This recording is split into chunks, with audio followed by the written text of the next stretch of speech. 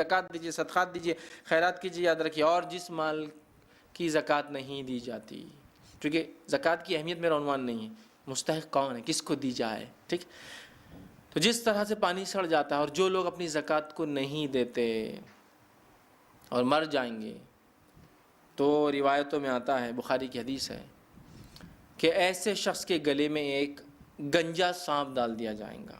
گنجا سانپ، جو محدثین اس کی تشریح کرتے ہیں کہ جب سانپ کے سر پہ کچھ بال ہوتے ہیں ہلکے ہلکے، روئیں بہت ہلکے سر پر، لیکن جب وہ بہت زہریلا ہو جاتا ہے نا تو وہ نکل جاتے ہیں، جتنا زہر اس کا بڑھتا ہے ایج کے ساتھ اس کی. تو ویسا گنجا سانپ جس کے زہر سے اس کے بال جسم کے نکل چکے ہوں گے، وہ لپٹ جاتا ہے اور وہ اس کے ہونٹوں کو پکڑتا ہے، حدیث میں آتا ہے، مطلب گلے میں لپٹ جا، ہونٹوں کو پکڑتا ہے اور پکڑ کے ڈستا اور کہتا ہے انا کنزک انا مالک، میں تیرا خزانہ ہوں، میں تیرا مال ہوں. اور کنز اس خزانے کو کہتے ہیں جس کی زکوٰۃ نہیں دی جاتی.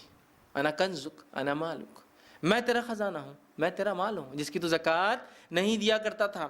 اسی طرح حدیث کے اندر آتا ہے کہ جو لوگ سونے اور چاندیوں کو جمع کرتے اللہ کے راہ میں خرچ نہیں کرتے، اور قرآنی آیت بھی، اللہ تعالیٰ اس سونے اور چاندی کو پگھلا کر ان کے پہلوؤں پر اور پیشانیوں پر داغیں گا.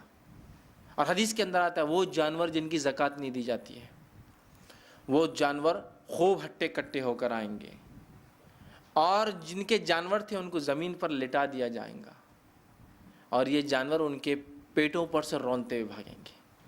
اور کبھی آپ نے محسوس کیا کسی بکری کا کھور بھی اگر آپ کے پیر پہ پڑ جائے نا، ایسی جان نکلنے والی تکلیف ہوتی، وہ کھور ایک تو سخت اور پورا ویٹ اس پہ آ جاتا اتنے پیر پہ، بہت تکلیف ہوتی. اب آپ سوچیں ایک بیل کا پیر، ایک اونٹ کا پیر، وہ جانور جو ہے وزن مطلب پورے ویٹ کے ساتھ بھاگیں گے. کس پہ سے بھاگیں گے؟ اس آدمی کے اوپر سے بھاگیں گے جو آدمی زکوٰۃ نہیں دیتا تھا ان جانوروں کی. ٹھیک ہے، تو بہرحال زکوٰۃ نہ دینے کے بہت بہت بہت زیادہ نقصانات ہیں. ہمیں چاہیے کہ اپنی مالوں کی زکوٰۃ حساب کر کے شریعت کے مطابق نکال دیں. چلیے یہ معاملہ طے ہو گیا، اہمیت سمجھ میں آ گئی، عذاب کچھ میں نے بتا دی.